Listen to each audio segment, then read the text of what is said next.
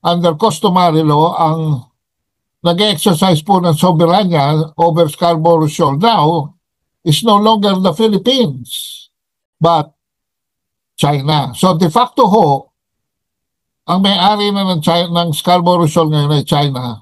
Huwag ko kayong padadala sa chismis ni Tariela. Tingnan niyo ho kung nasaan yung barko natin. Yun ho ba'y nasa loob ng Philippine Territorial Sea? Wala. Pero yun po ay 18 nautical miles na lamang papasok na ng Territorial Sea ng Scarborough Shoal. Lagi ho tayong pinaniniwala ni Tariela, despite his statement conceding that the Chinese has already taken over Scarborough Shoal since 2012 and has effective control, and therefore under customary law ang nag-exercise po ng soberanya over Scarborough Shoal now is no longer the Philippines, but China. So de facto ho, ang may-ari na ng Scarborough Shoal ngayon ay China. At sabi nga ni Duterte, the only way we can take them out of there is by declaring war on China. Paalisin natin sila ron.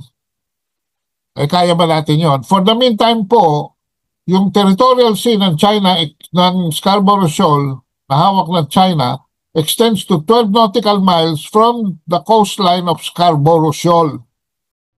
Ano ang ginagawa ng ating mga barko, mga kabansa? Anong ginagawa ng barkong gobyerno natin? Ha? At bakit sila nagpapatrolya? 10 ng Coast Guard dyan, 10 ng Philippine Navy.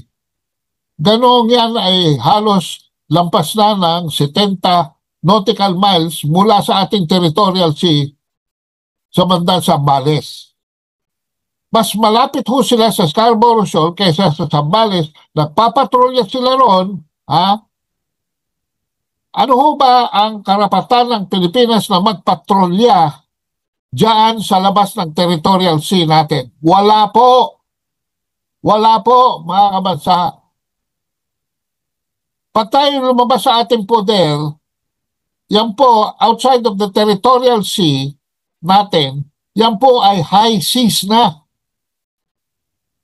Kung susundan natin ang UNCLOS, ang kaso, isinama natin ang UNCLOS at ang arbitral ruling sa ating National Maritime Zones Act. So, we bind ourselves unconditionally to the provisions of UNCLOS and the arbitral ruling.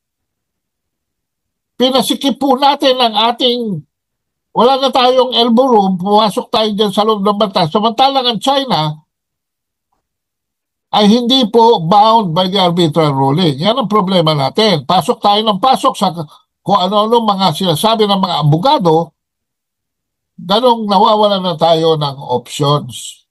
Ang patrolling po sa high seas ay illegal po. According to paragraph 8 Article 89 ng UNCLOS, no state can declare sovereignty over the high seas.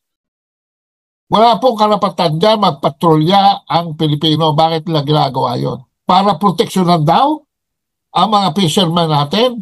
Well, sinasabi rin po sa arbitral ruling, no, na ang yung karagatan sa paligid ng Scarborough Shoal is a traditional fishing ground. At yan po ay inoobserbahan din ng China. No? Inoobserbahan din ho ng China yan. Pero ang sabi ng arbitral ruling at ng UNCLOS, yung coastal country na nag-i-enforce ng batas dyan ay yung may soberanya.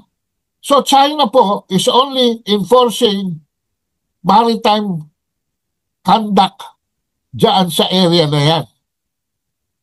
At yung pong pinoproject nila na panggugulang ng mga Chino sa ating mga fisher folk, yan po ay napakamalaking kabalintunan.